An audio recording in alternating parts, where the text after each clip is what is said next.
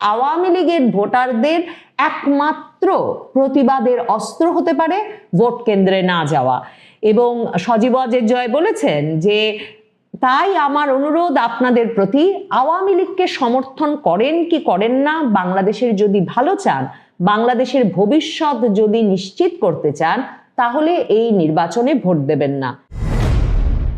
আওয়ামী লীগকে নিশ্চিহ্ন করতে সকলে একজোট হলেও আওয়ামী লীগের ভোটারদের ভোট যে খুব মধুর এবং মিষ্টি এবং খুব প্রয়োজনীয়, সেটা নির্বাচনী প্রচারণা শুরু হওয়ার পর থেকেই ক্রমাগতভাবে স্পষ্ট হয়েছে। বিশেষ করে তারেক রহমান দেশে আসবার পর থেকেই তার যে একটা মূল লক্ষ্য হয়ে উঠেছে আওয়ামী লীগের ভোটকে তার দিকে আনা, তার প্রথম উদাহরণ হিসেবেই তিনি বাংলাদেশে নেমেই শান্তি চাই, শান্তি চাই, শান্তি চাই, ঐক্যের বাংলাদেশ গড়তে হবে, এ ধরনের কথাবার্তা বলেছেন বলে আওয়ামী লীগের ভোটারদের মনটা বেশ নরম করে তুলেছেন। তারপর একেবারেই যেমনভাবে বিভিন্ন পত্র পত্রিকায় মানে ভুইফোড় অনেক সংগঠনের জরিপ করিয়ে এসব শিরোনাম করা হচ্ছে যে 70% মানুষই বিএনপিকে ভোট দিতে চায়, তেমনি নির্বাচন যত কাছে চলে আসছে তখন আরো কিছু একদম নাম অজানা সংগঠনের এমন সব জরিপ সব সংবাদ মাধ্যমে একেবারে হুক্কা হওয়া রবে একসাথে প্রকাশ করছে, যেখানে বলা হচ্ছে 48% আওয়ামী লীগের ভোটারই এখন তারেক রহমানকে ভোট দিতে প্রস্তুত। মনে হয় যেন আওয়ামী লীগের ভোটাররা দলে দলে বেরিয়ে ওই জরিপকারী প্রতিষ্ঠানের সামনে হাত তুলে বলেছেন, আমি আওয়ামী লীগের ভোটার, আমি আওয়ামী লীগের ভোটার এবং আমি তারেক রহমানকে ভোট দিতে চাই, আমি তারেক রহমানকে ভোট দিতে চাই। আর তারা টিক দিয়ে বলে দিয়েছেন, জানিয়ে দিয়েছেন 48% ভোটার আওয়ামী লীগের, তারা রাজি এখন তারেক রহমানকে ভোট দিতে। এসব হাস্যকর ঘটনা যখন ঘটানো হচ্ছে তারেক রহমানের বাক্সে আওয়ামী লীগের ভোট নিয়ে যেতে, তারেক রহমানও আরো নানা রকম খেলা খেলেছেন। তিনি টাইম ম্যাগাজিনকে যে সাক্ষাৎকার দিয়েছেন, সেই টাইম ম্যাগাজিনের সাক্ষাৎকারে সাংবাদিক স্পষ্টত লিখেছেন তিনি আওয়ামী লীগের রাজনৈতিক কার্যক্রমে নিষেধাজ্ঞা তুলে নেওয়া হবে কিনা সে প্রশ্নের উত্তর দিতে রাজি না হলেও তিনি বলেছেন একটা তাত্ত্বিক কথা, তিনি বলেছেন তিনি কোনো রাজনৈতিক দলের উপরেই নিষেধাজ্ঞা পছন্দ করেন না, কারণ আজকে যদি আওয়ামী লীগের উপর নিষেধাজ্ঞা হয় বা আজকে যদি আপনার দলের উপর নিষেধাজ্ঞা দেওয়া হয়, কালকে তো আমার দলের উপর দেওয়া হতে পারে। মানে এমন একটা তত্ত্ব কথা তিনি বলেছেন যেন মনে হচ্ছে তিনি বুঝতেই পারছেন না এটা কোন দেশে কোন পরিপ্রেক্ষিতে এমন প্রশ্ন করা হচ্ছে। কিন্তু তাতেও আওয়ামী লীগের অনেক ভোটাররা বেশ মানে চমকে উঠেছেন, তারা ভাবতে শুরু করেছেন এটা কি কোনো ইঙ্গিত যে আওয়ামী লীগের সঙ্গে তারেক রহমানের কোনো কথাবার্তা চলছে। ওদিকে কিন্তু শেখ হাসিনা কি বলছেন সাক্ষাৎকারে, অনেক ক্ষেত্রেই তো সেগুলো বাংলাদেশের সংবাদ মাধ্যমে তারেক রহমান কি বলছেন তার মতো করে তো আর প্রচারিত হয় না। শেখ হাসিনা কিন্তু কথা সাক্ষাৎকারে বলেছেন বিভিন্ন সময় যে 32 নাম্বার ভাঙতে সবার আগে গিয়েছে যুব দলের ছেলে। মনে রাখতে হবে যে এইসব স্লোগান তো হয়েছেই যে তা ভাইয়া তোমায় কথা দিলাম, 32 নম্বর দখল নিলাম, কাজেই সেসব মনে করিয়েছেন। শেখ হাসিনা বলেছেন যে বিএনপিকে নিয়ে তার সবচেয়ে বড় সমস্যা হচ্ছে বিএনপি সব সময় গিয়ে চরমপন্থীদের সাথে হাত মেলায়, মানে জামায়াতে ইসলামীর মতো দলগুলোর সাথে হাত মেলায়, তারা তো সরকারই গঠন করেছে একসাথে। এবং শেখ হাসিনা মনে করিয়েছেন যে এই যে তারেক রহমান, তার বিরুদ্ধে দুর্নীতির অভিযোগ এমনকি এফবিআই এর কাছে আছে, মার্কিন যুক্তরাষ্ট্রের কাছে তার বিরুদ্ধে সব মানে দলিল দস্তাবেজ আছে। সজীব ওয়াজেদ জয় আমেরিকায় বসেই মনে করিয়েছেন যে এফবিআই এর এমন সব অভিযোগের ভিত্তি এবং মানে প্রমাণাদি আছে তারেক রহমানের বিরুদ্ধে যে মার্কিন যুক্তরাষ্ট্র যেমন চাইবে তারেক রহমানকে তেমন পুতুল সরকারের মতো নাচাতে পারবে। শেখ হাসিনা এটাও মনে করিয়েছেন যে 17 বছর ধরে একটা বিলাসী জীবনযাপন করে লন্ডনে তিনি হঠাৎ করে যখন পদ পেয়েছেন চলে এসেছেন, কাজেই তাকে নিয়ে বিরাট আশাবাদের কোনো কারণ নাই। সেটার তিনি প্রমাণ দিচ্ছেন যে শহরে এরই মধ্যে মেডিকেল কলেজ আছে সে শহরে গিয়ে তিনি বলছেন তিনি মেডিকেল কলেজ করে দেবেন। তারেক রহমান যে শহরে চিনিকল নাই সে শহরে গিয়ে বলছেন এবার তিনি চিনিকল খুলে দেবেন। আর সেই 70-80 দশকের মতো এখনো খাল খননের স্বপ্ন দেখছেন। এসব তো আছেই, এসব প্রসঙ্গ থাক, কিন্তু তিনি এরপর সর্বশেষ ভোট তার কবজায় নিতে, আওয়ামী লীগের ভোট তার ব্যালট বাক্সে ঢোকাতে সর্বশেষ যে তোপটা দেখেছেন, মানে যে ওষুধটা তিনি প্রয়োগ করতে চেয়েছেন, সেটা হচ্ছে রয়টার্সকে সাক্ষাৎকার দিয়ে তিনি বলেছেন যে জামায়াতে ইসলামী জাতীয় সরকার গঠনের যে প্রস্তাব দিয়েছেন তারা কোনোভাবেই জামায়াতে ইসলামীর সাথে কোনো সরকার গঠন করবে না, কারণ তাহলে বিরোধী দলে থাকবে কে।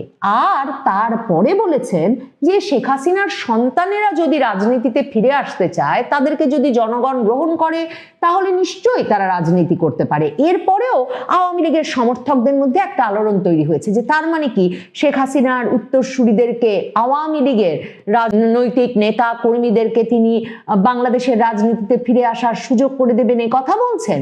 আসলে তিনি কিন্তু সবই তাত্ত্বিক কথা বলেছেন, মানে জনগণ যদি চায় তিনি ফিরে আসার সুযোগ করে দেবেন।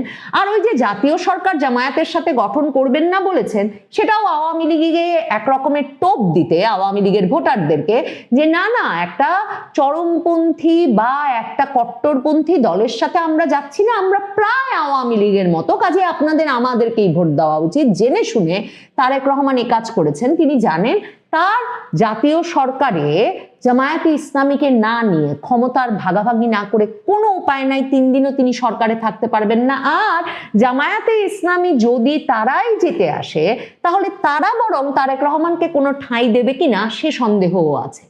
এসব মিলিয়ে যখন পরিস্থিতি এমন যে তারেক রহমান একটা একটা করে টোপ ফেলছেন শুধু মানে আওয়ামী লীগের ভোটটাকে নিজের পক্ষে টানতে, যেমন ধরেন মির্জা ফখরুল ইসলাম আলমগীর, তিনি ঠাকুরগাঁয়ে রমেশ সেন, আওয়ামী লীগের যেই মন্ত্রী মারা গেলেন সদ্য কারাবন্দী অবস্থায়, তাকে রীতিমতো গ্রেফতার করতে ঢাকা থেকে পুলিশ পাঠিয়েছিলেন, মানে যাতে তার এলাকার আওয়ামী লীগ নেতা, যিনি সৎ এবং মানে ভীষণ জনগণের একটা মনের মণিকোঠায় স্থান পাওয়া এক নেতা, স্থানীয় নেতা, তাকে গ্রেফতার করার একেবারে সুবন্দোবস্ত করে দিয়েছিলেন যে ফখরুল আলমগীর, সেই মির্জা ফখরুল ইসলাম আলমগীর কিন্তু এখন সেই এলাকার ধর্মীয় সংখ্যালঘুদের ভোট, আওয়ামী লীগ ভোটারদের ভোট পেতে একেবারে রমেশ সেনের মৃত্যুর পর শোক জানিয়েছেন। শুধু তাই নয়, শোকাভিভূত অবস্থায় ওই পরিবারের সঙ্গে দেখাও করতে গেছেন।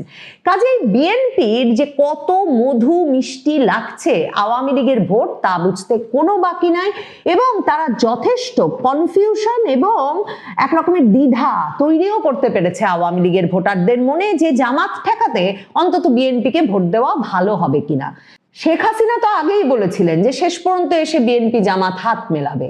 এখন সজীব ওয়াজেদ জয় ভিডিও বার্তায় এসে স্পষ্ট করে বলেছেন যে বাংলাদেশকে বাঁচাতে হলে 12ই ফেব্রুয়ারির নির্বাচনে ভোট দেওয়া চলবে না।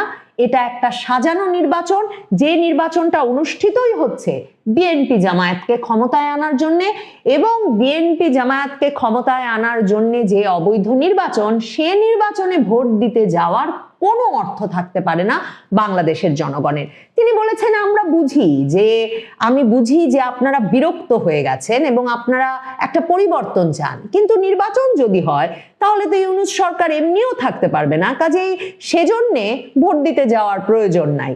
এরপর শনিবারের সেই ভিডিও বার্তায় তিনি কথাও বলেছেন যে আমি জানি আপনারা খুব বিরক্ত, কোনো আইন শৃঙ্খলা নেই, অর্থনীতি পড়ে গেছে, গণতন্ত্র নেই, আপনাদের ভয়ে থাকতে হয়েছে, আপনারা সবাই বিরক্ত, ভোট দিতে চান যাতে এই সরকার চলে যায়। আপনারা ভোট দেন বা না দেন, এই সরকার নির্বাচনের পরে আর থাকছে না। এরপর তিনি এটা মনে করিয়েছেন যে নির্বাচনে শুধু আওয়ামী লীগকে না, যত স্বাধীনতার সপক্ষের দল তাদেরকে বাদ দেওয়া হয়েছে, নির্বাচনে দেশের অর্ধেক সংখ্যক দলকেই বাদ দেওয়া হয়েছে, যত প্রগতিশীল দল তাদেরকে বাদ দেওয়া হয়েছে, শুধুমাত্র বিএনপি জামায়াতকে ক্ষমতায় বসানোর জন্য ওই নির্বাচন হচ্ছে। যেই জামায়াত বাংলাদেশের স্বাধীনতার বিরোধিতা করেছে, যারা দেশের 30 লাখ মানুষকে হত্যা করেছে, তাদেরকে ক্ষমতায় বসানোর জন্য এই নির্বাচন। এরপর শেখ হাসিনা পুত্র সজীব ওয়াজেদ জয় বলেছেন যে এটাও ওনারা বোঝেন, মানে আওয়ামী লীগ উপলব্ধি করে, আওয়ামী লীগ নেতৃত্ব উপলব্ধি করেন।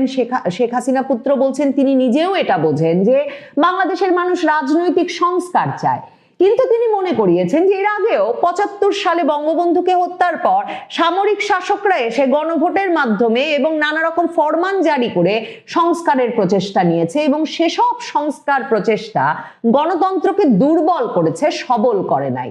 এবং শেখ হাসিনা পুত্র বলছেন যে এই যে 12 তারিখের গণভোট, সেটাও বাংলাদেশের গণতন্ত্রকে আবারও দুর্বলই করবে। এই গণভোটের মাধ্যমে গণতন্ত্র আবারও দুর্বল হয়ে যাবে, রাজনৈতিক সংকট সংঘর্ষ আবারও ফিরে আসবে। সজীব ওয়াজেদ জয় বলছেন এই নির্বাচনের ফলে কোনো শান্তি স্থিতিশীলতা আসবে না।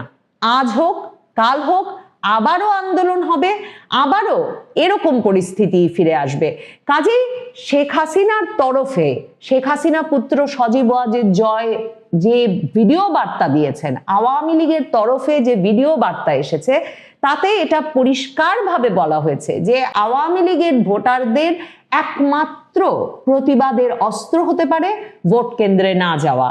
এবং সজীব ওয়াজেদ জয় বলেছেন যে তাই আমার অনুরোধ আপনাদের প্রতি, আওয়ামী লীগকে সমর্থন করেন কি করেন না, বাংলাদেশের যদি ভালো চান, বাংলাদেশের ভবিষ্যৎ যদি নিশ্চিত করতে চান, তাহলে এই নির্বাচনে ভোট দেবেন না। এটা একটা সাজানো নির্বাচন, এর ফলাফল তো অলরেডি নির্ধারণ করা আছে। এবং সজীব ওয়াজেদ জয় বলছেন কত শতাংশ ভোট হবে সেটাও তারা আগে থেকেই বলে দিচ্ছে। কাজে এই সম্পূর্ণ সাজানো নাটক, এই নির্বাচনে ভোট দিয়ে কোনো লাভ নেই।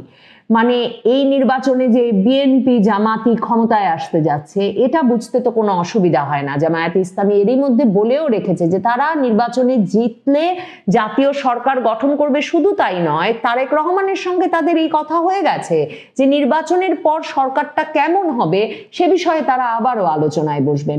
মানে আমি প্রত্যেক দিন যে কথাটা আমি বারবার বলি যে জামায়াতে ইসলামী, বিএনপি, ইউনূস পক্ষ, জাতীয় নাগরিক পার্টি সকলকে যদি এই নির্বাচনের পর ক্ষমতার ভাগ দেওয়া না যায়, তাহলে নির্বাচনটা কেন? কাজেই তারেক রহমান হঠাৎ হঠাৎ তাত্ত্বিক বক্তব্য রাখছেন বটে জনসভায় কিংবা বিভিন্ন আন্তর্জাতিক সংবাদ মাধ্যমের সামনে, কিন্তু তার মানেই এই নয় তিনি একটি অন্তর্ভুক্তিমূলক শান্তির সমাজ প্রতিষ্ঠায় সত্যি সক্রিয় ভূমিকা রাখবার মতো রাজনৈতিক নেতৃত্ব বাংলাদেশের এই রাজনৈতিক পরিস্থিতিতে দিতে পারবেন।